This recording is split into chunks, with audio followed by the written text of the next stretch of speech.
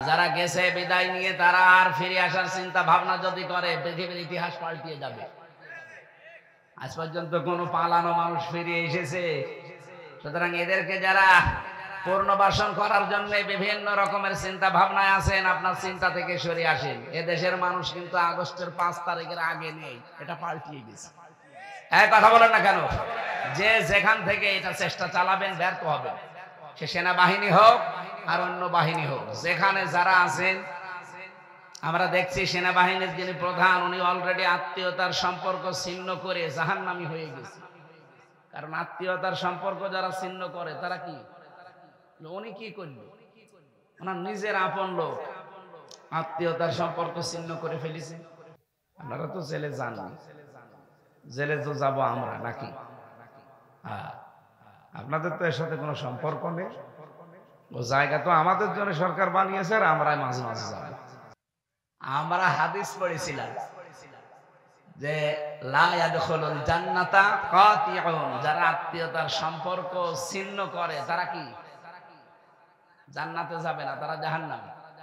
তো ওনার আত্মীয় ছিল, উনি সম্পর্কটা যদি ঠিক রাখতে পারে না। এখন শুনছি গোপনে আবার বিভিন্ন কায়দায় সম্পর্ক ঠিক রাখার চেষ্টা চালাচ্ছে।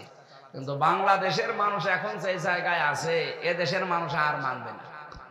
আপনি দরকার নতুন আত্মীয় করেন, ওই আত্মীয় ভুলে যান, ওটা আত্মীয় না। হযরতে নূহ আলাইহিস সালাম তার সন্তানের পরিচয় দিতে চাচ্ছিলেন, আল্লাহ বললেন না, সন্তান না, ওইটা আপনার। ওটা আপনার আহাল পরিবারের লোকেরা যারা আল্লাহ রাসূলকে মানে না, মানবতার জন্য যারা হুমকি, ওরা আপনার আত্মীয়ই না। এজন্য আমরা এই দেশে যারা মুসলিম আছি, এই দেশের বৈধ যারা নাগরিক আছি, এই দেশটাকে যারা অবৈধ করার জন্য চেষ্টা চালিয়েছেন, আপনি তো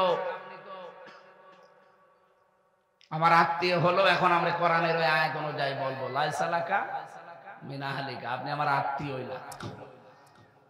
আমরা চেষ্টা চালাচ্ছি। 4 নাম্বারটা হচ্ছে ওয়াল ইস্তিদালু লিয়াউমির রাহি, আখিরাতের পুঁজি তৈরি করার জন্য সেই লোকটা সচেষ্ট থাকবে।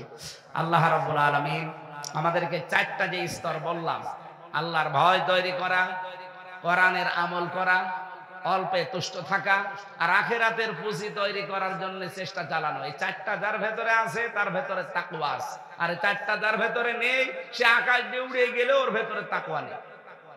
যেহেতু রমজান এসেছে আমাদেরকে তাকওয়া শিক্ষা দেওয়ার জন্য, আর কোরআনে কারীম আল্লাহ নাযিল করেছেন রমজানে, ইন্না আনজালনাহু ফি লাইলাতিন মুবারাকা, অবশ্যই আমি আল্লাহ কোরআন নাযিল করেছি একটা বরকতময় রজনীতে। ইন্না কুন্না মুনযিরিন, আর আমি নিজে সতর্ককারী। সতর্ককারীকে আমরা শুধু অ্যাডভার্টাইজ করছি, আসল সতর্ককারীকে ওরা কোরআনে আল্লাহ এরকম সতর্ক বাণী দিয়েছেন 500, ফিহা ইফরাকু কুল্লু আমরিন হাকিম। আল্লাহ এই কোরআন নাযিল করেছেন যেই দিন, ওই দিন তিনি গুরুত্বপূর্ণ কিছু সিদ্ধান্ত নেবেন। যেহেতু 27 রমজান সামনে, 21, 23, 25, 27, 29 এর ভেতরে যে কোনো একদিন আল্লাহ রাব্বুল আলামিন গুরুত্বপূর্ণ কিছু সিদ্ধান্ত নেবেন। আমরা দোয়া করছি মুসাফির অবস্থায়, রোজাদার অবস্থায়, আল্লাহ যেন আমাদের এই দেশটা যত ষড়যন্ত্র হচ্ছে সব কিছুকে নস্যাৎ করে এমন কিছু গুরুত্বপূর্ণ সিদ্ধান্ত আমাদের ব্যাপারে নেন, আমরা যেন সামনে কোরআন সংসদে চলছে এটা দেখে মরতে পারি। আমার কথার অর্থ বোঝা গেছে, আমি জানি আপনারা বুঝেছেন। তা আমি কথা বলছিলাম এই যে রমজানুল মুবারকে জাহান্নামের দরজাগুলো সব আরো গল্লিকাতিল আবওয়াব বন্ধ করে রাখা হয়। যা আছে বন্ধ, 24 ঘন্টা বন্ধ থাকে, আরো মজবুত করা হয়। এখানে জেলখানা আমি দেখলাম 24 ঘন্টায় তালা লাগানো, কেউ গেলে খুলে দেয়, ভেতরে প্রবেশ করে আবার তালা লাগায়, একটা সেকেন্ডের জন্য খুলে রাখে না। আপনি যাবেন সঙ্গে সঙ্গে তালা লাগিয়ে। এর পরের আয়াতে আমি পেয়েছি রব্বুল আলামিন জানিয়েছেন আসিবাল্লাযিনা তাকাউ রাব্বাহুম ইলাল জান্নাতি যুমারা হাত্তা ইযা জাউহা ওয়া ফুতিহাত আবওয়াবুহা ওয়া ক্বাল, আল্লাহকে ভয় করে যারা জীবন চালায় এই মানুষগুলোকে ফেরেশতারা ধাক্কা দেবে জান্নাতে নেওয়ার জন্য। কিন্তু জান্নাতে যাওয়ার আগেই তাদের জন্য দরজাগুলো সব খোলা থাকবে। এই যে মাঝখানে 'ওয়া' আছে, এর আগের আয়াতে কিন্তু 'ওয়া' নেই। এই ওয়ার তাফসীর আমি 19টা পড়েছি, এর ভেতরে একটা হচ্ছে জাহান্নামে যারা যাবে, ওখানে যাবার পরে দেখবে দরজা বন্ধ, যিনি মালিক আছে দারোয়ান, নাম তার মালিক, ওনাকে বলার সঙ্গে সঙ্গে খুলে দেবে, ভেতরে দিয়ে আপনাকে তালা লাগিয়ে দেবে। জান্নাতের দরজা ওই রকম না, 24 ঘন্টা এটা উন্মুক্ত থাকে, খোলা থাকে। রমজানুল মোবারক আসলে জান্নাতকে আরো বিউটিফাই করা হয়, সাজানো হয়। জাহান্নামের যত দরজা আছে সব বন্ধ, এমনকি মজবুত করে দেওয়া হয়। নবীজি বলেন জান্নাতের যে হোর পরেগুলো আছে এরা গান বলতে আরম্ভ করে আনন্দে। 1 বছর পরে 26শে মার্চ আসলে আমরা যেমন আনন্দে আত্মহারা হয়ে যায়, 16ই ডিসেম্বর আসলে বিজয় দিবস পালন করার জন্য আনন্দে আত্মহারা হয়ে যায়। 16ই ডিসেম্বরে আর কি হয়েছে, একটা দেশ স্বাধীন হয়েছে একটা দেশ থেকে, এতটুকু। রব্বুল আলামিন বলেন রমজানুল মোবারকে যে রাতে কোরআন নাজিল হয়েছে, এই পৃথিবীর মানুষের জন্য এত বেশি উপকার হয়েছে, শুধু একদিন না, হাজার হাজার বছরেও মানুষের এই পৃথিবীতে এত উপকার হয়নি। এই জন্য আমরা রমজানুল মোবারক আসলে সূরা কদরটা তেলাওয়াত শুনি বেশি। ইন্না আনজালনাহু ফি লাইলাতিল কদরি ওয়া মা আদরাকা মা লাইলাতুল কদর।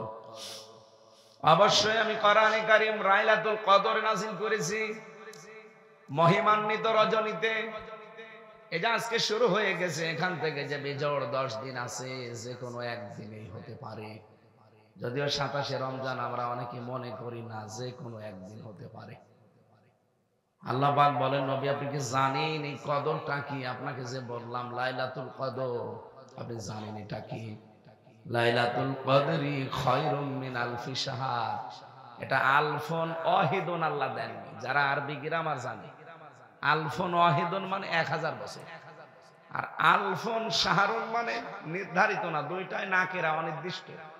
এটা 1000 বছর না, আমরা 84 বছর 4 মাস মনে করি না, 83 বছর 4 মাস না, 1000 বছর না, কত বছর কেউ জানে না। আল্লাহ যেহেতু নির্ধারিত করেন না, এজন্য আমাদের নির্ধারিত করা ঠিক না।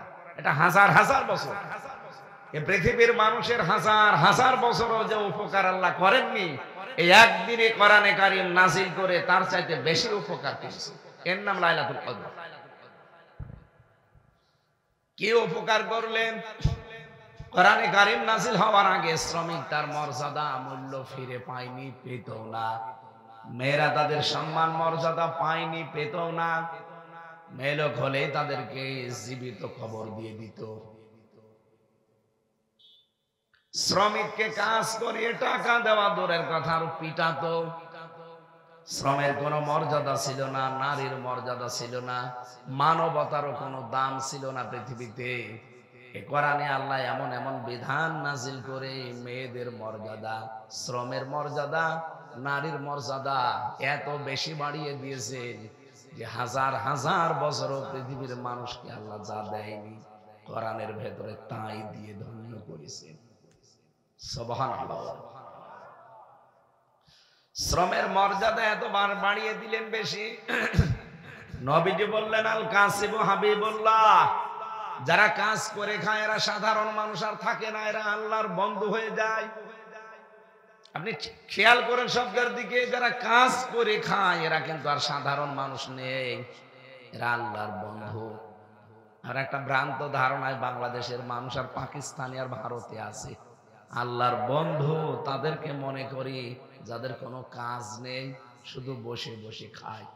বিভিন্ন গাছতলায় বসে আছে, বিভিন্ন দরবারে বসে আছে। বলেন তোর কোন কাজ আছে? দরবারে বসে আপনার কোন কাজ বলেন? আপনি শুধু 24 ঘন্টা বসে থাকা আর হু হু করা ছাড়া কোনো কাজ আছে?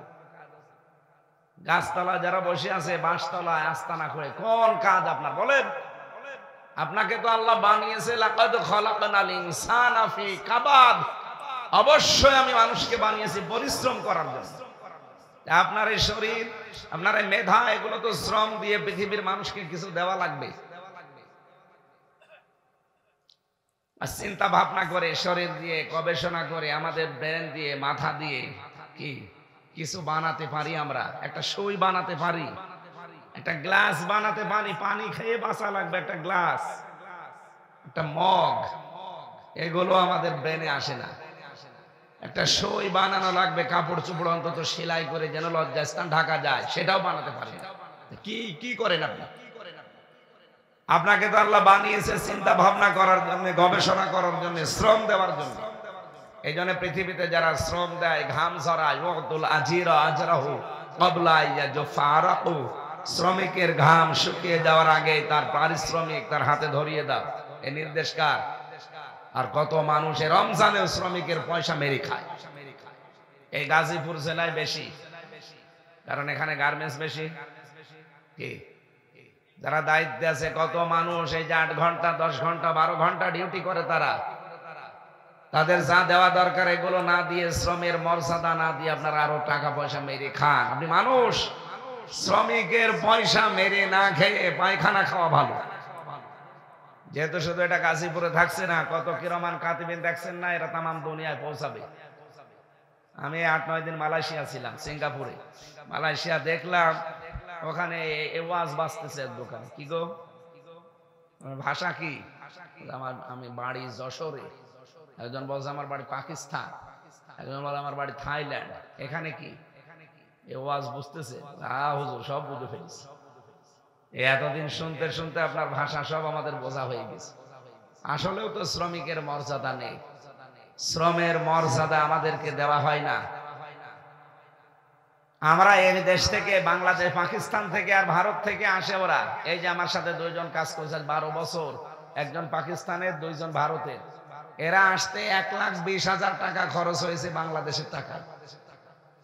অথচ ভারত, কলকাতা থেকে যারা যায়, বাংলাদেশ থেকে যারা যায়, ডিস্টেন্স প্রায় সমান সমান। মালয়েশিয়া, সিঙ্গাপুরে, এই কথা বুঝতেছে? অথচ মালয়েশিয়া বাংলাদেশ থেকে যেতে কমপক্ষে 6.5 লাখ 7 লাখ টাকা লাগে। আর আমাদের পাশে কলকাতা থেকে যাচ্ছে, মায়ানমার থেকে যাচ্ছে, ওখান থেকে 1,20,000 টাকায় চলে যাচ্ছে। বাকি টাকাগুলো কি ফেরেশতারা খায়? এই যে স্যার ভালো জানবে। এত কষ্ট করে গাজীপুরের এই হিজলতলির একটা যুবক, একটা ছেলে, বাড়ি ঘর, জমি জায়গা, তার বাবার মায়ের গহনা, স্ত্রীর গহনা বিক্রি করে 7.5 লাখ 6 লাখ টাকা জোগাড় করে যায়। আর ওরা মাত্র 1,20,000 টাকা চলে আসে। কাজ তো একই 2 জনের। দেখলাম দর্জির কাজ করছে 12 ঘন্টা একাধারে। হ্যাঁ, বেতন তাদের 2 জনেরই। জিজ্ঞেস করলাম কেমন কি হয়, ও বলছে আমার 1 লাখ, এও বলছে আমার 1 লাখ বাংলাদেশের টাকা। ওর 6.5 লাখ 7 লাখ টাকা খরচ করে যদি 1 লাখ হয়, এর 1,20,000 1 লাখ হবে। এটা বৈষম্য না? এটা তৈরি করছে কি ভারত? তৈরি করছে কি মায়ানমার, পাকিস্তান? তৈরি করছে এই দেশে যারা দায়িত্বে ছিল। ওনারা কয়েকজনের নামও বলেছে যে এর সাথে জড়িত আছে হাসিনার ছোট বোন রেহেনা আর ওই দরবেশ। কোনটা? এরকম আরো 4-5 জনের নাম বলছিল। ওখানে কিছু মানুষ আছে, তাদের কাছে আমি শুনেছি। এই যে শ্রমিকের সাথে যে কাজটা করলে, শ্রমিকের পয়সা যারা মেরে খেয়েছেন এইভাবে 2 নাম্বারি কায়দায়, কিয়ামতের দিন আপনার শরীরে 1 টুকরা গোশত থাকবে না, শুধু হাড় ছাড়া। এখনই তো তাই অবস্থা হয়ে গেছে 6.5 মাস জেল খেটে। আর কিয়ামতে যে জেল আল্লাহ বানিয়েছে, যে কারাগার, শ্রমিকের পয়সা যারা মেরে খান, গরিব মানুষকে যারা ঠকান, আপনার শরীরে 1 টুকরা গোশত আল্লাহ রাখবে না, পুরাটা একেবারে ঝাঁঝরা করে। আগামীতে যারা আসবে দায়িত্বে, তারা যেন সচেতন হয়, বিশেষ করে শ্রমিকের ব্যাপারে। কারণ এরা সাধারণ মানুষ না, আল্লাহর বন্ধু। কত বড় গুরুত্বপূর্ণ শব্দ আল্লাহর নবী দিলেন তাদের ব্যাপারে। আর সবচাইতে ঘৃণিত, সবচাইতে খারাপ মনে করে আমরা তাদেরকে। এ তো এ ছোট কাজ করে, এ রাস্তা ঝাড়ু দেয়, পায়খানা সাফ করে। আরে ভাই, ওই কাজটা কত বড় গুরুত্বপূর্ণ কাজ আপনি জানেন? এই গাজীপুরে যারা রাস্তা ঝাড়ু দেয়, টয়লেট সাফ করে, ওরা যদি না থাকতো এই শহর বসবাসের অযোগ্য হয়ে যেত। সকালবেলা বের হতে পারতেন? আপনি তো সাহেব মানুষ, আপনি তো এসব করেন না। এই জন্য যারা এই কাজ করে খায়, এদেরকে ছোট ভাববেন না, আর নিজেরাও আপনারা ছোট মনে করবেন না। আপনারা মনে করবেন আপনারা আল্লাহর বন্ধু। হ্যাঁ, এখন যদি মনে করেন আল্লাহর বন্ধু তো হয়েই গেছে, ও নামাজ রোজার দরকার হবে, ওটা তো মাসবি লাগবে। কোরআনে কারিমে আল্লাহ উদ্বুদ্ধ করছেন, ফাইদা কুদিয়াতিস সালাতু ফান্তাশিরু ফিল আরদি ওয়াবতাগু মিন ফাদলিল্লাহ ওয়াযকুরুল্লাহা কাসীরান লাআল্লাকুম তুফলিহুন। যখন নামাজ শেষ হয়ে যায়, মসজিদে আর বসে থাকার দরকার নেই, ছড়িয়ে যাও, ছিটিয়ে পড়ো, যেখানে যার কর্মজীবন আছে ওই জায়গায় যাও। কিন্তু সাবধান, মসজিদে যেভাবে আল্লাহকে স্মরণ করতে, অতটুকু স্মরণ কর্মজীবনে করলে হবে না। উনি সচিবালয়ে কাজ করতেন, নামাজ পড়েছে মাত্র 5 ওয়াক্ত নামাজ পড়তে 1 ঘন্টা 10 মিনিট লাগে, আর ওনার ডিউটি ছিল সচিবালয়ে 8 ঘন্টা। ওই 8টা ঘন্টা যদি আল্লাহর স্মরণে থেকে নামাজে যেভাবে আল্লাহকে স্মরণ করেছিল, মনে রেখেছিল, ওই 8 ঘন্টাও যদি ওভাবে আল্লাহর কথা মনে রেখে অন্যায় কোনো কাজ এই হাত দিয়ে না করে, এই মেধা দিয়ে না করে, 1 ঘন্টা 10 মিনিট নামাজ পড়ে যে সওয়াব পেয়েছে, পুরো 8 ঘন্টা ডিউটি করে একই সওয়াব পাবে। 8 ঘন্টায় যে নামাজের মতো সওয়াব হয় এটা অনেকে জানেই না, মনে করে না এ দুনিয়ার কাজ। কে বলেছে আপনাকে দুনিয়ার কাজ বলে কোনো কাজ নেই? যা করবেন ওইটা আখিরাতের কাজ। পৃথিবীতে মানুষ যেটা করে ওইটা দিয়ে তার আখিরাত তৈরি হয়। দুনিয়ার কাজ বলে কিচ্ছু নেই, যা করবেন ওটা কিসের কাজ? আরো জোরে বলেন। এইজন্য না নামাজ ছিল 5 ওয়াক্ত নামাজ পড়তে মাত্র 1 ঘন্টা 10 মিনিটে শেষ, আর বাকি যে 22 ঘন্টা 50 মিনিট সময় এখনো দুনিয়ায় কাটাবে, কিভাবে কাটাবে? 8 ঘন্টা না ডিউটি করলো সঠিকভাবে আল্লাহর কথা স্মরণ করে আল্লাহর বিধান অনুযায়ী, তাহলে 8 আর ওদিকে 1 ঘন্টা 10, 9 ঘন্টা 10 মিনিট পুরাটা মনে করো না ইবাদত হয়ে গেল, আর বাকি তো এখনো আছে। এই ঘন্টাগুলো কি করবে? উনি তো 6 ঘন্টা বা 8 ঘন্টা ঘুমাবে। ঘুমানোর সময় যদি বলে বিসমি আল্লাহুম্মা বিসমিকা আমুতু ওয়া আহইয়া আস্তাগফিরুল্লাহ আল্লাযী লা ইলাহা ইল্লা হুয়াল হাইয়্যুল কাইয়্যুম ওয়া আতুবু ইলাইহি, এতটুকু পড়ে যদি ঘুমিয়ে যেতে পারে 8 ঘন্টা উনি নামাজের মতো সওয়াব পাবে। উনি কি আছে বলেন তো? ঘুমিয়ে আছে। বলেন বলেন। উনি যে 8 ঘন্টা ঘুমিয়ে নামাজে দাঁড়িয়ে যে সওয়াব পেত ওই সওয়াব পাবে, এটা এতদিন জানতেন? এমনকি ওনার স্ত্রীকে যদি শাসন করে যে তুমি আমার বাড়িতে থাকতে হলে ফরজ নামাজ পড়ো না, যদি শাসায়, এমনকি যদি মারধরও করে নামাজের জন্য, ওই মারধর করাটাও ইবাদত হিসাবে আল্লাহ লিখে নেবে। 4টা কারণে স্ত্রীকে মারা যায়, শাসন করা যায়, কিন্তু 4 জায়গায় মারা যায় না, মাথায়, মুখে, বুকে আর পিঠে। এই 4 জায়গা বাদ দিয়ে বাকি জায়গায় আপনি তাকে 4টা কারণে মারতে পারবেন, যদি ফরজ নামাজ না পড়ে, ফরজ রোজা না রাখে, সঙ্গত কারণ। যদি ফরজ পর্দা যেটা আছে এটা না করে, 4 নাম্বার স্বামীর জায়েজ হুকুম যেটা, এটা যদি না মানে, এই 4টা যদি না মানতে চায় তাহলে তাকে শাসনের জন্য মারা যায়। মাজা থেকে শুরু করে পা পর্যন্ত লাঠি হবে, কোদালের আছাড়ি, কি 1 বিঘত পরিমাণে একটা লাঠি, তাও নিজের হাত দিয়ে ধরা লাগবে, পিলাস দিয়ে ধরা যাবে না। একদিন আমারে বলছে, হুজুর লাঠি 1 হাত হোক, 1 বিঘত হোক, আমি পিলাস দিয়ে ধরে বড় করে মারব। নাই তো 1 বিঘত লাঠি ও যদি নিজের হাত দিয়ে ধরে মারা যায়, ও ছাতা কি লাগবে? ও তো মারলে হবে না, গুঁতো দেওয়া লাগবে। না, স্ত্রীর গায়ে হাত তোলা এটা ইতর মানুষের কাজ। আমি যে পয়েন্টে কথা বলছিলাম, আপনি নামাজ শেষ হয়ে গেলে মসজিদে আর থাকতে পারেন না, অথচ নামাজের আগে আল্লাহ ওয়াজকুরুল্লাহ শব্দটা দেননি। ওরা কোরআনে দেখবেন নেই, কিন্তু যেখানে কাজের কথা, কর্মজীবনের কথা, প্র্যাকটিক্যাল লাইফের কথা সঙ্গে সঙ্গে আল্লাহ দিয়েছেন ওয়াজকুরুল্লাহ। তার মানে নামাজের চাইতে বেশি স্মরণ করা লাগবে কর্মজীবনে। আজ মুসলমানদের ভেতরে নেই, এ কারণে আমরা উঠে দাঁড়াতে পারি না। অন্যান্য জাতিগুলো আমি দেখে আসলাম, তারা আল্লাহকে বিশ্বাস করে না, কোরআন বিশ্বাস করে না, কিন্তু তাদের কর্মজীবনে এই মানুষগুলো দায়িত্বশীল, এজন্য তারা দাঁড়িয়ে যাচ্ছে।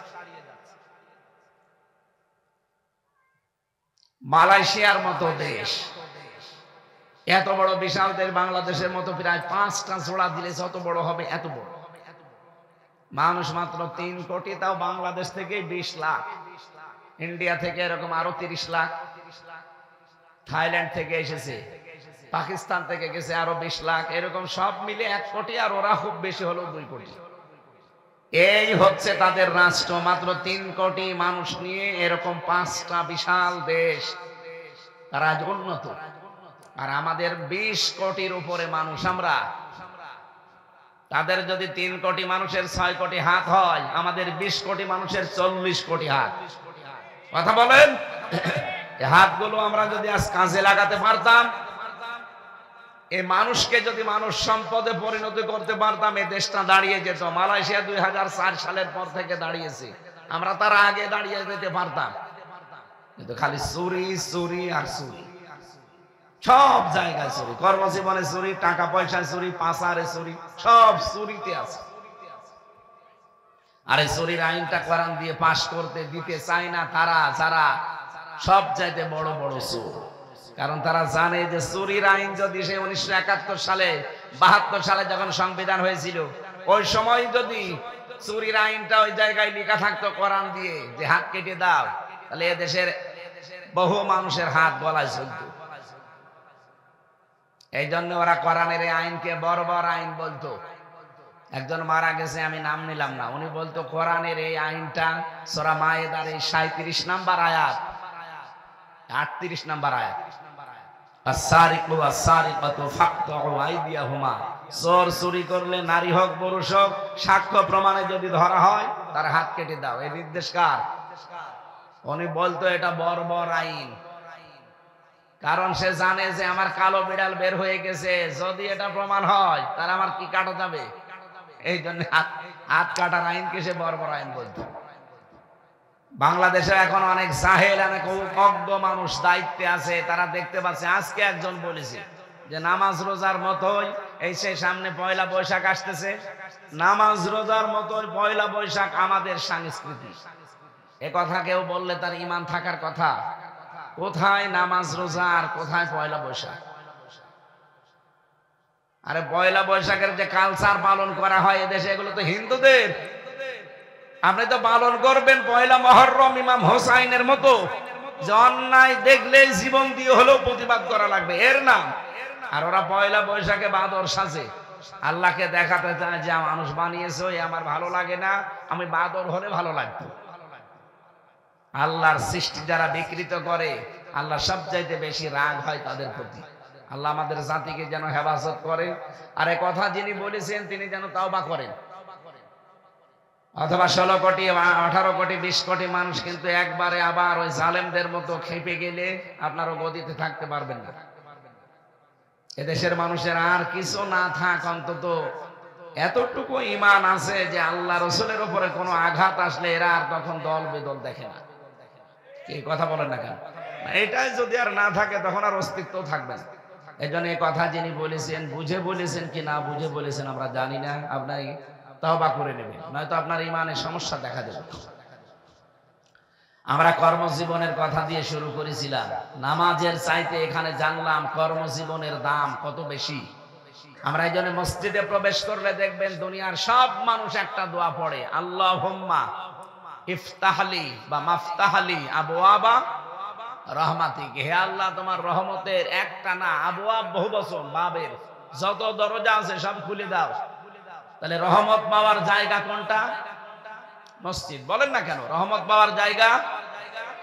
রহমত পাওয়া শেষ, এবার আপনি আর মসজিদে বসে থাকতে পারবেন এ কথা আল্লাহ কোরআনে দেয়নি। ফান্তাশিরু ফিল আরদ, ছড়িয়ে যাও জমিনে। ছড়িয়ে যাওয়ার সময় কি বলবা? এজন্য মসজিদ থেকে বের হওয়ার সময় কি বলা লাগে? আল্লাহুম্মা ইন্নী আসআলুকা মিন ফাদলিকা। এই যে কোরআনের আয়াতে ছিল অবতাগু মিন ফাদলিল্লাহ, আল্লাহর রিজিক, আল্লাহর অনুগ্রহ তোমরা তালাশ করো, অনুসন্ধান করো, খোঁজ করো। আর এই দোয়াতেও আল্লাহ ওই শিক্ষাটাই আমাদেরকে নবীজি দিলেন যে আল্লাহুম্মা, হে আল্লাহ, ইন্নী, অবশ্যই আমি, আসআলুকা, আপনার কাছে চাই, মিন ফাদলিকা, আপনার রিজিক চাই। তাহলে ফজল মানে রিজিক, ফজল মানে কি? এটা পাওয়ার জন্য কি মসজিদ, মাদ্রাসা, খানকা, ঈদগাহ, গোরস্থান, কোন জায়গা? জমিন। বলেন বলেন। ফান্তাশিরু ফিল আরদি, ছড়িয়ে যাও জমিনে। সুতরাং রিজিকের জন্য কোথায় থাকা লাগবে? এই জমিনে ছড়িয়ে ছিটিয়ে যে এই সেক্টরে কাজ করছে। আপনি যদি কাজটা মনে করেন যে না নামাজের মতো এইটাও ইবাদত, বাংলাদেশ তো একেবারে দাঁড়িয়ে যাওয়ার কথা। কারণ নামাজে যেমন চুরি করা যায় না, 8 ঘন্টা ডিউটিতেও চুরি করা যাবে না। কথা বলেন না কেন? ইউনিয়নের মেম্বার থেকে শুরু করে একেবারে সংসদ যিনি প্রধান আছেন এদেশে, প্রত্যেকটা মানুষ যদি আজ এই রকম করে ইবাদত মনে করতাম, আমার মনে হয় দেশটা মালয়েশিয়ার মতো 2004 সালে না, এমা 54 বছর আগে দেশটা দাঁড়িয়ে যেত। কিন্তু আমরা যেখানে ছিলাম আরো নিম্নে চলে গেছি। রমজানুল মুবারক এসেছে, আমার প্রথম কথা ছিল একটার সাথে যেহেতু আর একটা সম্পর্কিত, রিলেটেড করা। রমজান আসলে যেন আমরা জান্নাতের দরজা যেহেতু সব উন্মুক্ত হয়েই আছে, আরো পরিষ্কার পরিচ্ছন্ন করে বিউটিফাই করা হয়। জাহান্নামের দরজা যা বন্ধ আছে আরো বন্ধ করে দেওয়া হয়। জান্নাতের হুর পরীরা গান বলতে আরম্ভ করে এবং আল্লাহ নিজে রহমতের দৃষ্টিটা বান্দার প্রতি একেবারে একনিষ্ঠ ভাবে নিক্ষেপ করে থাকে। পুরাটা মাস আল্লাহ দিয়ে আছে, আর এই শেষের দিকে আরো আল্লাহ বেশি দিয়ে আছে। বিশেষ করে নাজাতের এই সময়ে আমরা যেন আমাদের জীবনে নাজাত তৈরি করতে পারি জাহান্নামের আগুন থেকে। বলেন আমিন। এইটাই মানব জীবনের সবচাইতে বড় সফলতা। আমি এবার একটা নতুন তথ্য বলছি, যারা একটু লেখাপড়ার মন দেন বা পড়াশোনা করেন তাদের জন্য কাজে লাগবে। সূরা আলে ইমরান 185 নম্বর আয়াত। আল্লাহ রাব্বুল আলামিন বলেন, কুল্লু নাফসিন যায়িকাতুল মাউত ওয়া ইন্নামা তুওয়াফাউনা উজুরাকুম ইয়াওমাল কিয়ামাহ ফামান যুহজিহা আনিন নার ওয়া উদখিলাল জান্নাতা ফাকাদ ফাজ। প্রত্যেকেই মারা যাবে। ও গাজীপুরবাসী, আপনি যত উপরে ওঠেন না কেন আপনাকে মরা লাগবে, এটাই ফাইনাল। পৃথিবীতে আজ পর্যন্ত যত দামি মানুষও বেঁচে থাকেনি, কিয়ামত পর্যন্ত কেউ থাকবেও না। ওয়া ইন্নামা তুওয়াফাউনা উজুরাকুম ইয়াওমাল কিয়ামাহ, কিয়ামতের দিন প্রত্যেকের উজরত, পারিশ্রমিক আল্লাহ পরিপূর্ণ করে দেবে। এই শব্দটার দিকে খেয়াল করে আমি একটা জিনিস পেয়েছি। আমার এই 33 বছর বয়স, 92 সালে আমার জন্ম। আমি যদি এই 33 বছরে মারা যাই, যত অপরাধ করেছিলাম ওই অপরাধগুলো আমার মাথার উপরে চাপিয়ে দিলে আমার বিচার শেষ হয়ে যাওয়ার কথা। আল্লাহ ইউওয়াফাউনা উজুরাকুম ইয়াওমাল কিয়ামাহ, উজুর বহুবচন দিলেন কেন? তাফসীর মাহফিলে আসতে হয়, কোরআন বুঝতে হয়, এই কারণে নিজের জীবনকে সংশোধনের জন্য। আল্লাহ আজরুন দিতে পারতেন, উজুর দিলেন কেন? আমার 33 বছর বয়সে আমি মারা যাই, ঠিক আছে, কিন্তু 33 বছরে এমন এমন কাজ আমি আঞ্জাম দিয়েছি যে 33 কোটি বছর এটার রেশ থাকবে। আমি একটা সিনেমা তৈরি করলাম, একটা সিনেমা হল বানালাম। আমি হয়তো মরে গেলাম 33 বছর বয়সে, কিন্তু ওই সিনেমা হল, ওই সিনেমা তো আর বন্ধ হয়নি, ওটা চলতে আছে। কি দিন যত যাবে ওটা বিউটিফাই করে আরো সুন্দর করে ছড়াবে, বিভিন্ন ভাষায় ছড়াবে। এই বাংলাদেশে পবিত্র প্রেম বলে একটা সিনেমা বানিয়েছিল একজন হিন্দু একজন মুসলমান, এই চরিত্র নিয়ে, বাংলাদেশের মেয়ে। ওটা আমি তামিলনাড়ুতে গিয়ে দেখি, ওই দেশে এই সিনেমাটা তামিল ভাষায় পরিবর্তন করে তাদেরকে দেখানো হচ্ছে। কাহিনী একই আছে কিন্তু ভাষাটা তামিল। পাকিস্তানে যান, এখানে উর্দুতে আপনাকে শোনাবে ওই কাহিনীটা। না লাগবে না কিছু। আমি যেটা বোঝাতে চাই এখানে, আমি মারা গেছি কিন্তু আমার কাজ তো মরে যায়নি। এই কাজটা যতদিন থাকবে কবরের ভেতরে আমার পাপের বোঝাটা তত বাড়তেই থাকবে। কথা বোঝানো যায়নি। قد خسر الذين كذبوا بلقاء الله সূরা আনামের 30 নম্বর আয়াতে আল্লাহ জানিয়েছেন অবশ্যই ক্ষতিগ্রস্ত হয়ে গেছে ওই মানুষগুলো, ক্ষতিগ্রস্ত হবে না হয়ে গেছে কারা? যারা আল্লাহর সাক্ষাৎ এটা অবিশ্বাস করে, মিথ্যা মনে করে যে আল্লাহর সাথে সাক্ষাৎ হবে, দাঁড়ানো লাগবে, জীবনের পুরাটার হিসাব দিয়ে আল্লাহ পরিপূর্ণ সুরত দেবে, এটা যারা বিশ্বাস করে না আল্লাহ বলেন তারা ক্ষতিগ্রস্ত হয়ে গেছে। হাত্তা ইযা জাতুহুমুস সাআতু বাগতাতান, হঠাৎ করে যখন তাদের সামনে সাত চলে আসে, এখানে সাতের অর্থ দুইটা, একটা মৃত্যু আর একটা কিয়ামত। হঠাৎ করে মরণ যখন চলে আসে, ক্বালু ইয়া হাসরাতানা, ওই মানুষগুলো পেছনের দিকে তাকিয়ে আফসোস করে যে কি পাঠালাম আমি, আমার এই জীবনে আমি কি পাঠিয়েছি।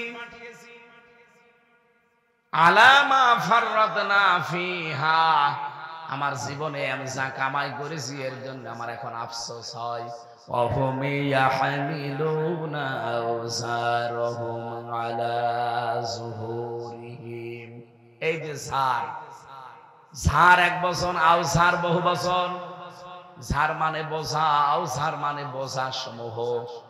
আল্লাহ বলেন ওয়া মানে এবং হম মানে তারা, ইয়াহমিলুন হামালা, ইয়াহমিলু মানে বহন করা, এটা মজারে বর্তমান ভবিষ্যৎ প্রেজেন্ট ফিউচার।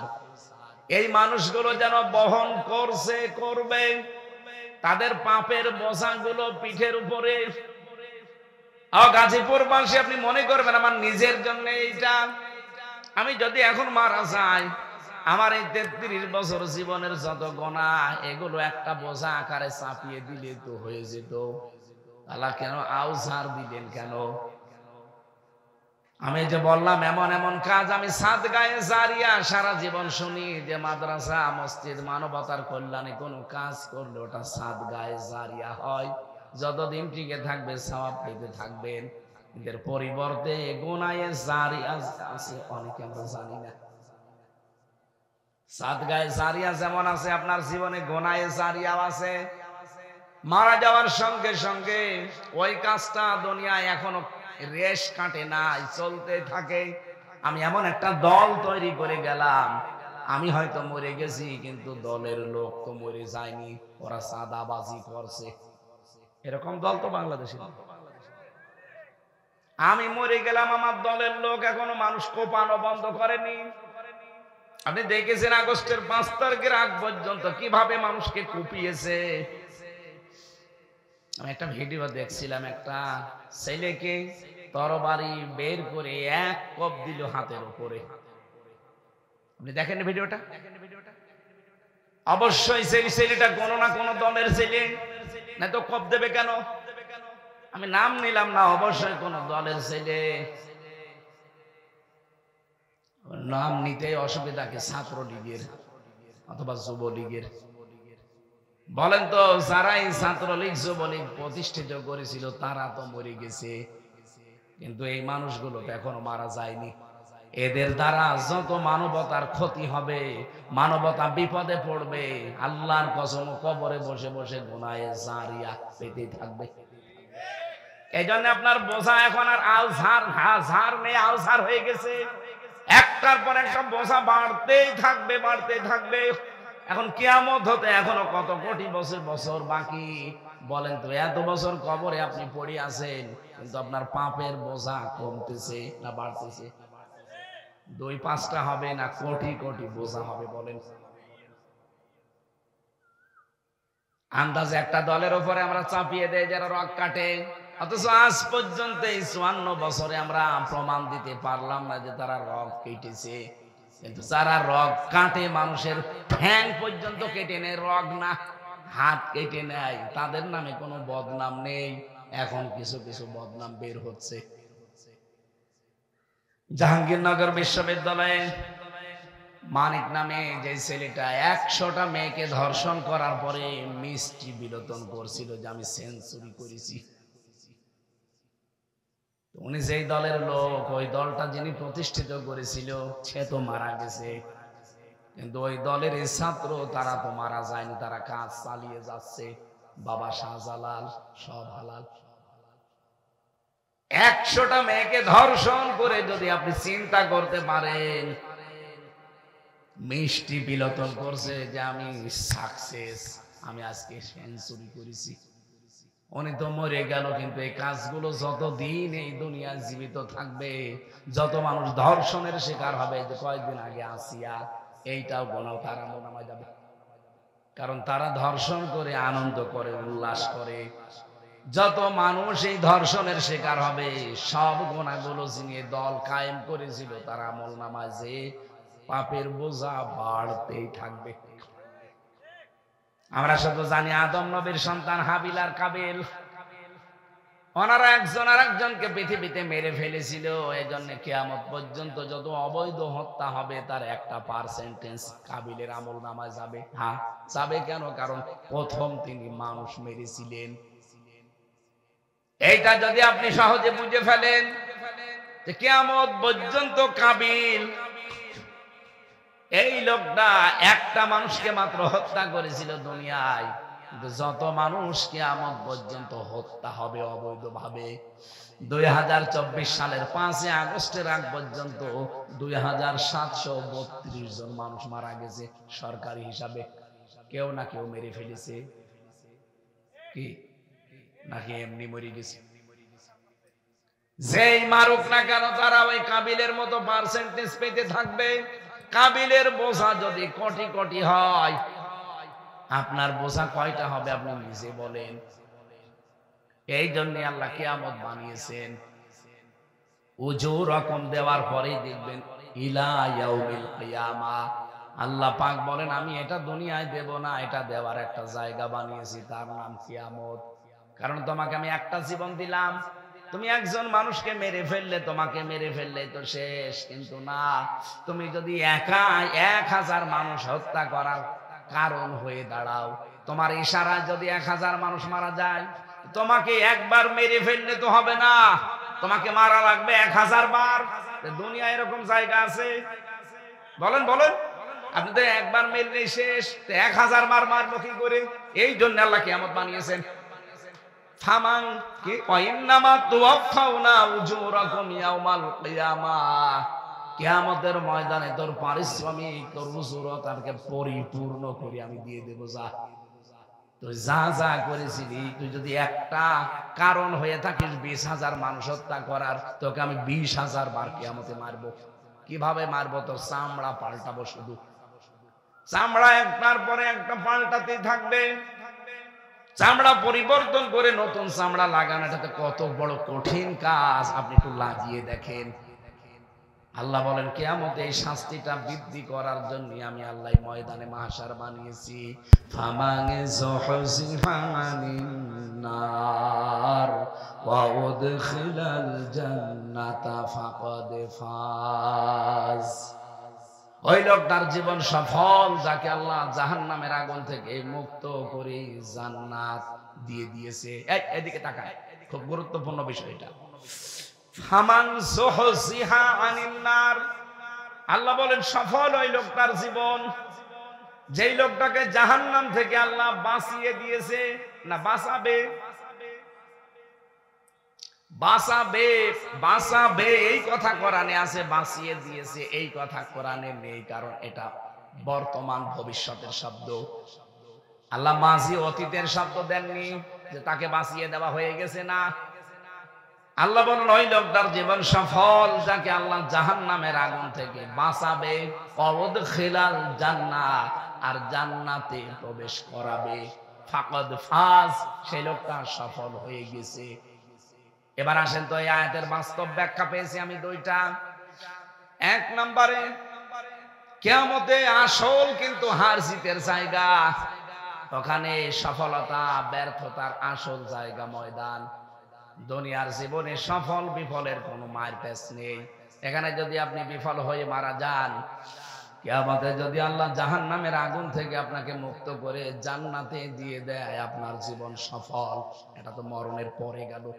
আর একটা ব্যাখ্যা আছে, দ্বিতীয় ব্যাখ্যা হচ্ছে আপনাকে যদি আল্লাহ জাহান্নামের কাজগুলো আস্তে আস্তে ছেড়ে দেওয়ার তৌফিক দেয় আর জান্নাতের কাজগুলো আস্তে আস্তে করার সুযোগ করে দেয়, আপনি মনে করবেন আপনার জীবন সফল।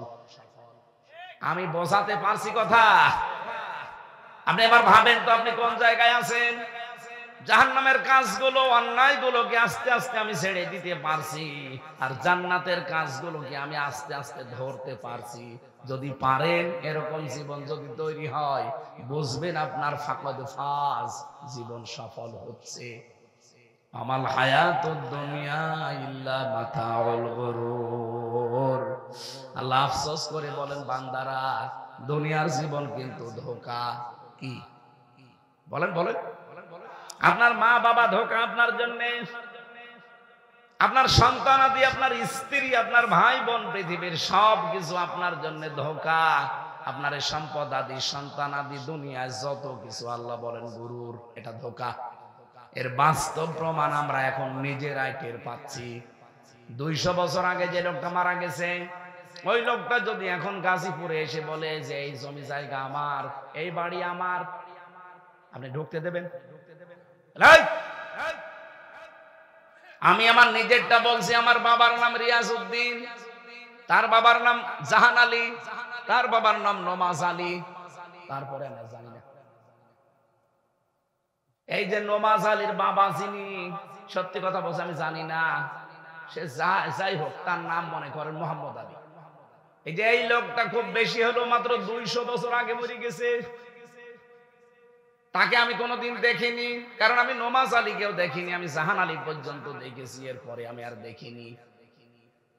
নমাজ আলীর বাপ তো আরো দূরের কথা, উনিও আমাকে দেখেনি, আমার নামও শোনেনি, আমি ওনার নাম শুনিনি, ওনাকে তো দেখিওনি। এখন যদি উনি এই 200 বছর পরে কুষ্টিয়ায় ফিরে আসে, এসে বলে যদি এই 2 তালা বাড়ি আমার, এই জমি জায়গা আমি বানিয়েছিলাম, আমি এখানে থাকতে চাই, ওনাকে থাকতে দেব? কিসের নমাজ আলীর বাপ আপনি? আমি তো নমাজ আলীকে চিনি না, কারণ আপনিও আমাকে দেখেননি, আপনাকেও আমি দেখিনি, আমি চিনিও না। এমনকি এই গ্রামে এখন যারা আছে কেউ আপনাকে চেনে না। এইটার নাম দুনিয়া। আল্লাহ বারবার কোরআনে আয়াতটা দিয়েছেন, আমাল হায়াতুদ দুনিয়া ইল্লা মাতাউল গুরুর। হে পৃথিবীর মানুষেরা, দুনিয়ার জীবনটা কিন্তু ধোঁকা, এটা প্রতারণা ছাড়া আর কিছু না। এই জন্য এইটার পেছনে পড়ে আমার বিশাল আখিরাত যেন ভুলে যেও না। আমার ম্যাডাম আমাকে ভালোবাসে, আমি জানি। কত মানুষ আছি আমরা এই পৃথিবীতে, রমজানুল মুবারক চলে যাচ্ছে, নিজের আখিরাতের পুঁজি তৈরি না করে স্ত্রীর মুখে হাসি ফোটানোর জন্য, তাকে সুখে রাখার জন্য, শান্তি দেওয়ার জন্য বৈধ অবৈধ নেই, বাম হাত ডান হাতের কামার একসাথে করে। এটা রেকর্ড হচ্ছে, এই কারণে বলছি সারা দুনিয়া এখন যাচ্ছে। আপনি ডান হাত বাম হাতের কামাই একসাথে করে 2 তলা থেকে 20 তলা বানিয়ে দিয়ে চলে গেলেন, এখনই মারা যান। এক্ষুনি মারা গেলে আজকে রাত যদি আমার ম্যাডামকে কেউ বলে হামজা মরে গেছে, একটু পাহারা দেন, বলবেন না? জি লাগবে। কি বলবে? আমি একা পারবো না পাহারা দিতে, আরো 3-4 জন মহিলা দেন। না, আমি একা থাকতে পারবো না। পাহারা যদি দেয়ও, যদি বলা হয় সারা জীবন তো আপনার কাছে ছিল, আপনি খাটের উপরে ছিলেন 2 জন, আজকে আপনি থাকবেন খাটের উপরে আর হামজাকে খাটের নিচে মাটি দেব, বলবেন না? জিন আসবে। মাটি তো দিতে দেবেই না, সকালবেলা বলবে কবরে নিয়ে যান। হ্যাঁ, পাগলের মতো হয়ে যাবে, খাওয়া দাওয়া হয়তো বন্ধ করে দেবে। 2 দিন 5 দিন 7 দিন পরে দেখবেন স্বাভাবিক হয়ে গেছে তার জীবনও। 4 মাস 10 দিন পার হতে হতে তার মা বাবা মিলে দেখবেন তার বিয়ে দিয়ে দেবে অন্য জায়গায়। মাত্র 2-3 দিন 4 দিন 5 দিন সংসার করার পরে ঠিক আমার ম্যাডাম তার বাবার কাছে কল দিয়ে, মায়ের কাছে কল দিয়ে বলবে, বাবা মা, হামজা তো আর কি ছিল, এখন যার সাথে আছে 100 গুণ ভালো মানুষ, আমি ডিলিট হয়ে গেছি। অথচ এই 5 তলা 2 তলা থেকে 5 তলা আমি বানিয়েছিলাম। কথা বলেন ঠিক কিনা? এখন আমার আর কিছু তার মনে নেই। ওই 2 দিন তার কাছে থাকার পরে সব সে ভুলে গেছে। বাবার কাছে এখন সুনাম হয় তার, যে হামজারে কি দেখে দিয়েছিলেন, এখন যা পেয়েছি এর মতো আর জিনিস হয় না। আমি নিজে যেহেতু উপলব্ধি করছি, আপনাদেরকে উপলব্ধি করাচ্ছি। দুনিয়ার জীবন কিন্তু এরকমই। কার পেছনে থেকে আপনার বিশাল আখিরাত আপনি নষ্ট করবেন বলেন? আল্লাহ আমাকে যেমন বুঝ দিচ্ছেন, প্রত্যেকেই যেমন এই বুঝটা ক্লিয়ার করে দেন বলেন আমিন। আমি শ্রমিকের কথা বলতে গিয়ে পর্যন্ত এসেছিলাম, এই জন্য শ্রমিকের মর্যাদা অনেক বেশি। যারা কাজ করে খান, বাড়িতে হোক জমিনে হোক, যে যেখানে আমরা কাজে আছি, আমরা নিজেকে যেন ছোট মনে না করি, মনেই করবেন যে আমি কাজে না, আমি ইবাদতে আছি। প্রত্যেকটা মানুষ যদি বাংলাদেশে আমরা এটা মনে করতাম, রমজান মাস প্রতি বছর বছর আসা লাগতো না, একবারে রমজান সফল হয়ে যেত। 2 নম্বরে রমজানের দাম বেড়েছিল যেহেতু কোরআনের কারণে, এর সাথে সম্পৃক্ততা বাড়াবেন। 3 নম্বরে আমি নিয়েছিলাম, 3 নাম্বারটা কি আপনাদের যদি কিছু মনেই না থাকে তে আমি বলেই যাবো, আপনি শুনিয়ে যাবেন। এই জন্যই তো 45 মিনিটের বেশি কথা বলা ঠিক না, কারণ মাথায় কথা ধরার একটা লিমিট আছে। আমি বলেই গেলাম 2 ঘন্টা ধরে, আপনি শুনিয়ে গেলেন না। আমি কয়টা বিষয়ের কথা বলতে চাচ্ছি বলেন তো? 4টা। প্রথম কি? রমজান। প্রথম কি? 2 নম্বরে কোরআন, 3 নম্বরে সিয়াম, 4 নম্বরে তাকওয়া। এই 4টা তো মনে রাখা যায়। এবার আসেন গুরুত্বপূর্ণ একটা তথ্য, আপনি এর আগে আমার যতটুকু জানা আপনি এর আগে কোনোদিন শোনেননি, আজকে শুনবেন। 3 নম্বরে যেটা বললাম সিয়াম। পৃথিবীতে যত নবীকে আল্লাহ পাঠিয়েছেন প্রত্যেকটা নবীর উপরে সিয়াম ছিল ফরজ।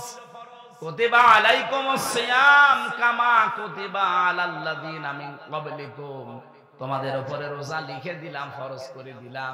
শুধু তোমাদের উপরে না, তোমাদের পূর্বে যারা দুনিয়া থেকে বিদায় নিয়েছে সবার উপরে রোজা কি? আরো জোরে বলেন। সবার উপরে সিয়াম ছিল ফরজ, কিন্তু সাওম না। এদিকে তাকান। আসিয়াম এবং আসসাওম শব্দ দুইটা শুনতে কাছাকাছি মনে হচ্ছে, আকাশ পাতাল পার্থক্য আছে। সিয়াম হচ্ছে কন্টিনিউ, একটার পর একটা আসতে থাকা ধারাবাহিক ভাবে। এই জন্য আপনি দেখবেন এই যে রমজান যারা পাননি, সিয়াম যারা পাননি, এটা কিন্তু আগামী বছর হলে আপনি আবার বেঁচে থাকলে পাবেন। কি বলেন বলেন? কিন্তু সাওমটা কি?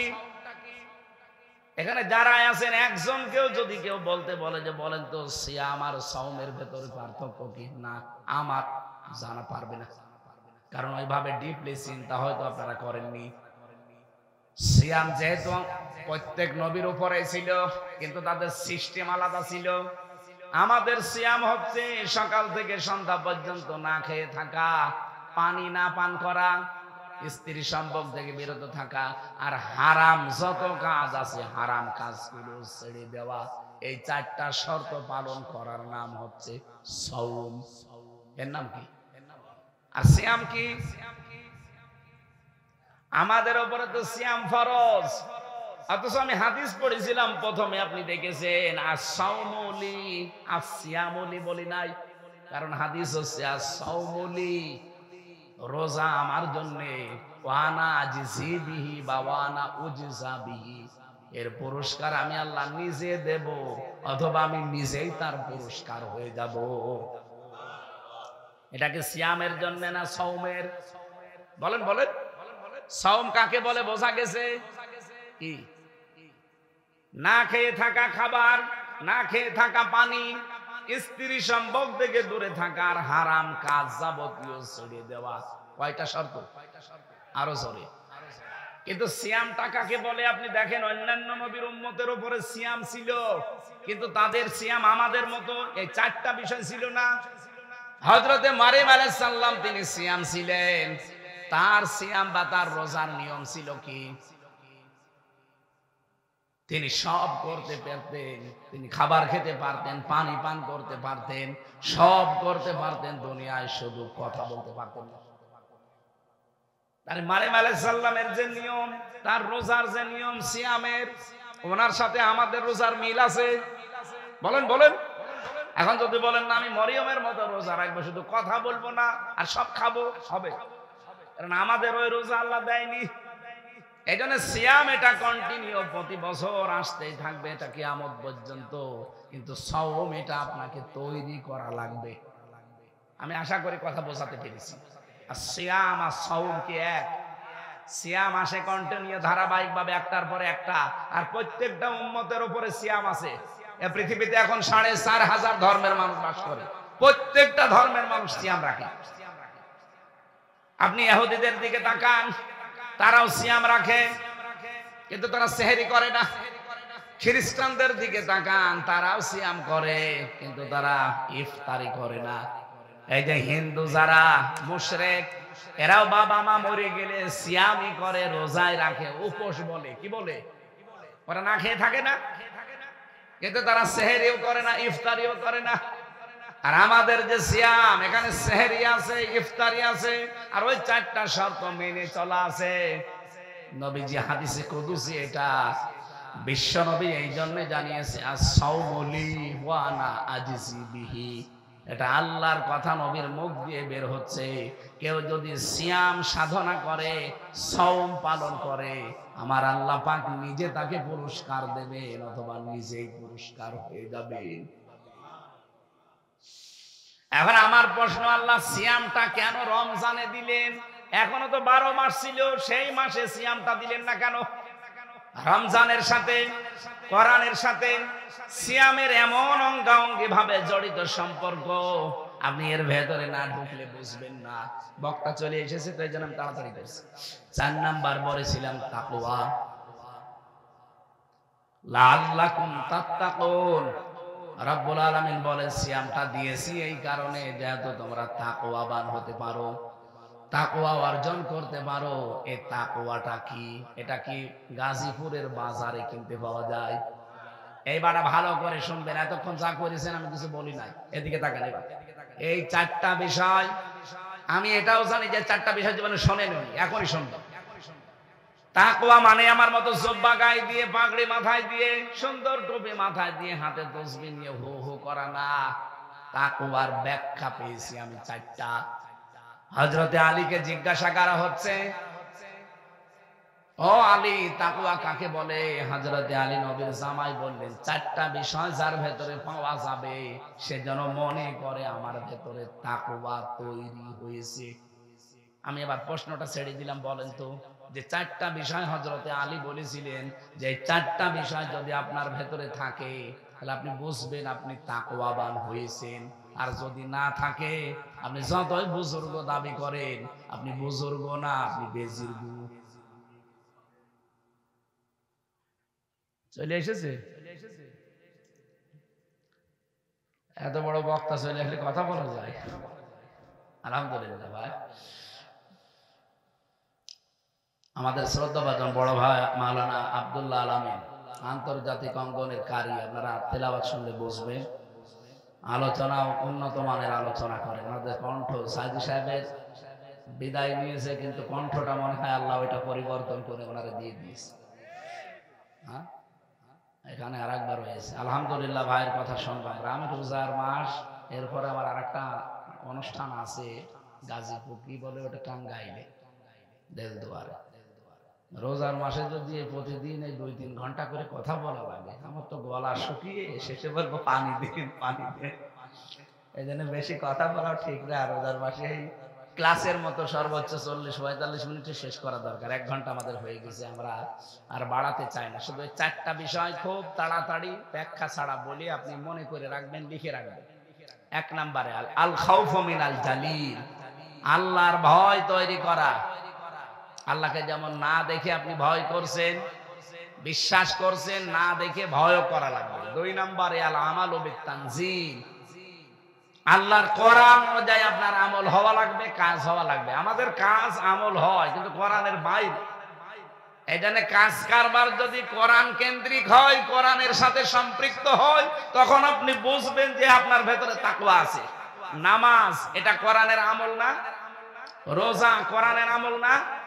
এক কথা বলেন না কেন? হজ করা কোরআনের আমল না? কয়বার করে আছে কোরআনে? নামাজের কথা খুব বেশি হলো আপনি 82 বার পাবেন। রোজা রাখা লাগবে কথাটা সর্বোচ্চ আপনি এক জায়গায় পাবেন। হজ করা লাগবে কথাটা জীবনে কোরআন এক জায়গায় পাবেন। যাকাত দেওয়া লাগবে কথাটা আপনি 82 জায়গায় পাবেন। কিন্তু এই দেশে ইসলাম প্রতিষ্ঠিত করা লাগবে, দিন কায়েম করা লাগবে, এই কথাটা আছে 918 জায়গায়। কোরআনের আমল এইগুলো। আপনি নামাজটা মেনে নিলেন, রোজাটা মেনে নিলেন, হজটা মেনে নিলেন, যাকাতটা মেনে নিলেন, 56,000 বর্গ মাইলে যে কোরআনে কারিম প্রতিষ্ঠিত করা লাগবে এটা আপনি মানেন না। আর কেউ মানতে বললে আপনি বলেন এটা ধর্ম ব্যবসা। এক কথা বলে দেখা, তাহলে এইটা যদি ধর্ম ব্যবসা হয়, নামাজও কি ওইটা ধর্ম ব্যবসা?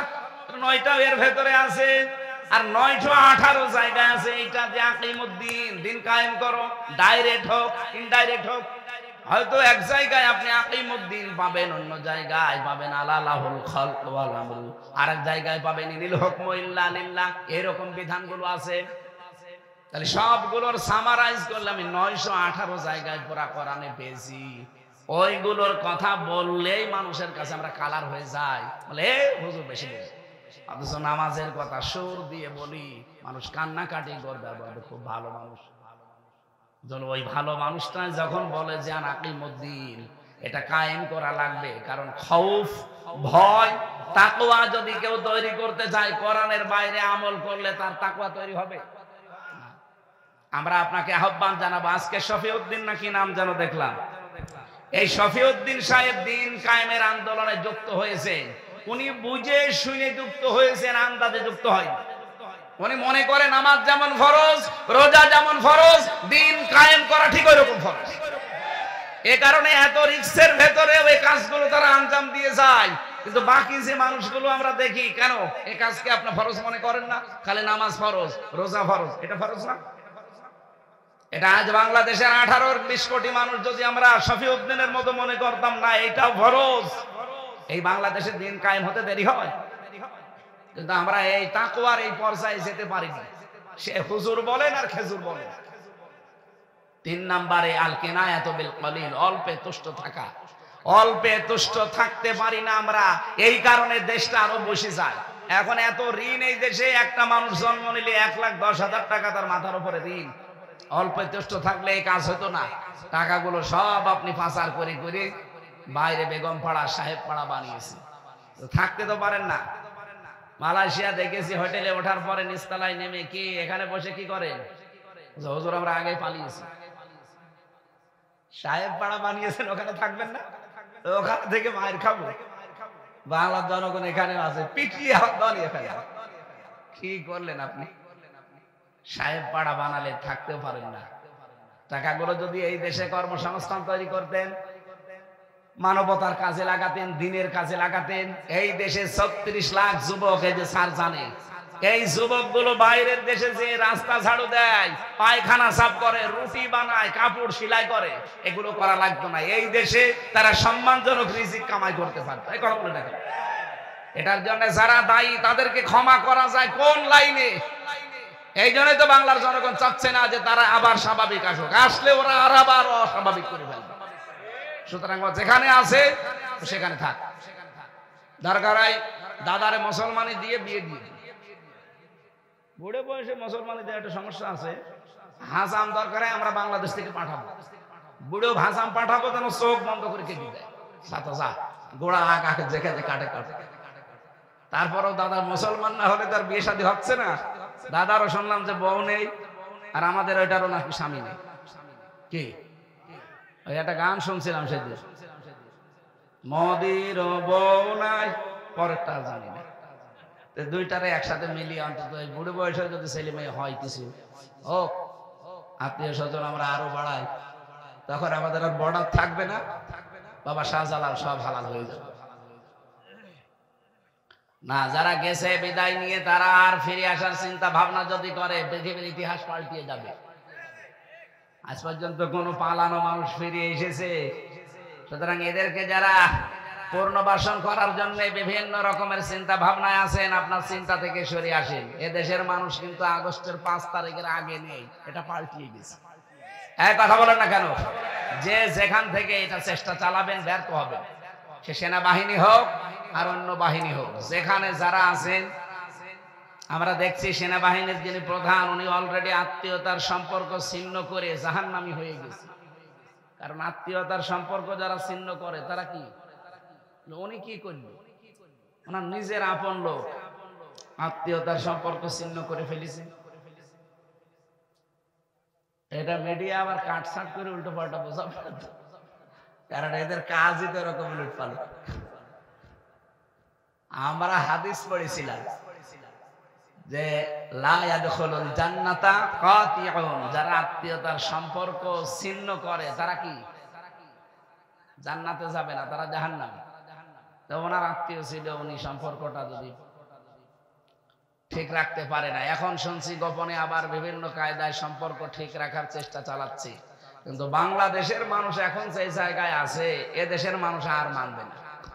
আপনি দরকার হয় নতুন আত্মীয় করেন, ওই আত্মীয় ভুলে যান, ওটা আত্মীয় না। হযরতে নূহ আলাইহিস সালাম তার সন্তানের পরিচয় দিতে চাচ্ছিলেন, আল্লাহ বললেন না, সন্তান না, ওইটা আপনার।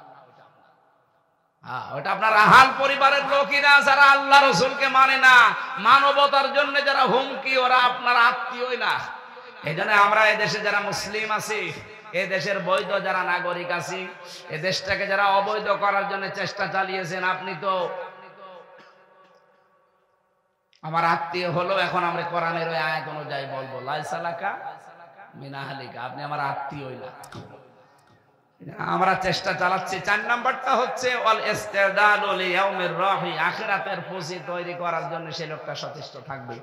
আল্লাহ রাব্বুল আলামিন আমাদেরকে 4টা যে স্তর বললাম, আল্লাহর ভয় তৈরি করা, কোরআনের আমল করা, অল্পে তুষ্ট থাকা, আর আখিরাতের পুঁজি তৈরি করার জন্য চেষ্টা চালানো। এই 4টা যার ভেতরে আছে তার ভেতরে তাকওয়া আছে, আর এই 4টা যার ভেতরে নেই সে আকাশ দিয়ে উড়ে গেলে ওর ভেতরে তাকওয়া নেই।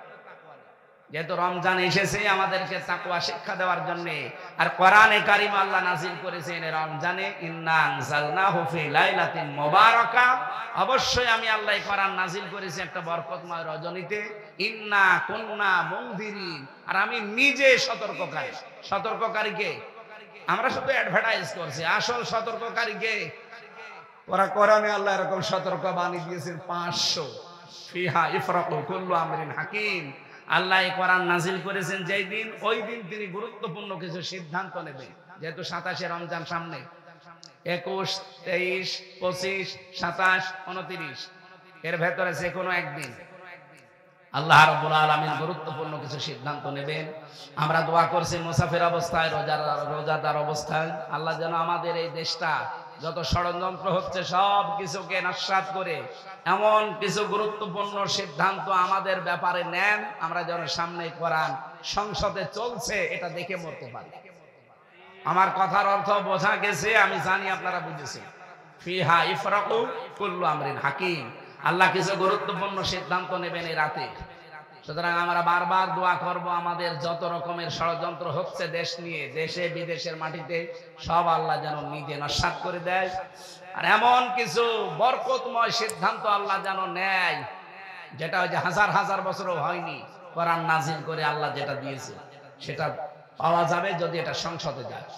আল্লাহ রাব্বুল আলামিন ওই দৃশ্য দেখে মরার তৌফিক আমাদের দান করুন, আমিন। আমি যেহেতু ভাই আছে সামনে, উনি মেয়েদের ব্যাপারেও কথা বলবেন, আর আমার এখন 2টায় ওঠা লাগবে ওখানে, আর মাত্র 40 মিনিট আছে, ওখানে যে আবার কথা বলবো সেটা গাইলে। আজকের মতো শেষ করে বিদায় নিলাম। যতটুকু বলেছি প্রত্যেককে আল্লাহ যেন আমল করার সুযোগ দেন। আমি একটা প্রশ্ন করছি, আমি যতটুকু বললাম কিছু না কিছু বোঝা গেছে? আলহামদুলিল্লাহ, আমি জানি আমার কথা মানুষ বোঝে, আমি বিশ্বাসও করি, আমলও করবে। আমি সহ প্রত্যেককে আমল করার তৌফিক কামনা করে শেষ করব। আসসালামু আলাইকুম।